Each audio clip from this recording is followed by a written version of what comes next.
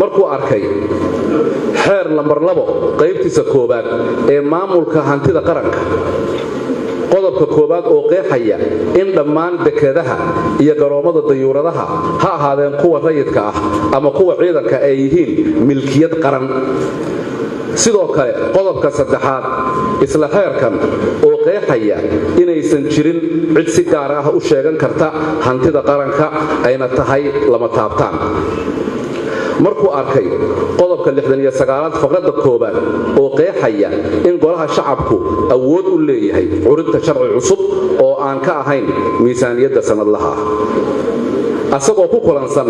kalfadhiga 3aad kulankiisa koobaad ee 12 Maarso 2018 wuxuu ansixiyay xeerkan qodobka koobaad heshiis caalami ah waxaa jamhuuriyadda federaalka Soomaaliya u gali kara oo kali ah xukuumadda federaalka Soomaaliyeed ayadoo sharci ahaan loo soo marsiinayo hay'adda sharci dejinta jamhuuriyadda federaalka Soomaaliya oo madaxweynaha jamhuuriyadda federaalka Soomaaliya ku meel mariyo xeer madaxweyne laguna soo saaro faafinta rasmiga ah ee jamhuuriyadda federaalka Soomaaliya qodobka 2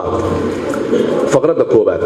heshiis kasta oo lala galo dawlad ama hay'ad kale oo shisheeye oo ka hor imaanaya dastuurka federaalka waa waxba kama jiraan aan sharciyad lahayn 2 heshiis kasta oo shirkadda Dubai Port World DP World lala galay waa waxba kama jiraan maadaama uu ka hor imaanayo dastuurka dalka xeerka maalgashiga shisheeye ee Soomaaliya iyo shuruucda kale ee dalka u degsan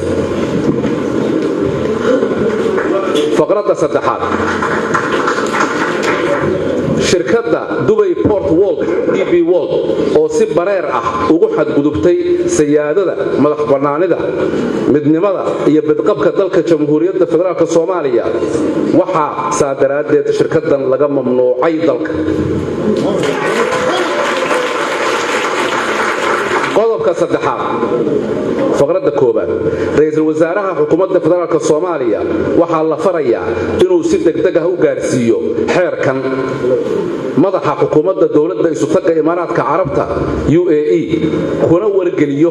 inay ku kaceen falal culus oo xadgudub ku ah qaanuunka caalamiga ah oo ay ka mid yihiin kuwa kor ku xusan si bareer ahna uga hor imaanaya dastuurka federaalka Soomaaliya iyo xaqa shacbiga Soomaaliyeed dowga u leeyihiin badqabka dalkooda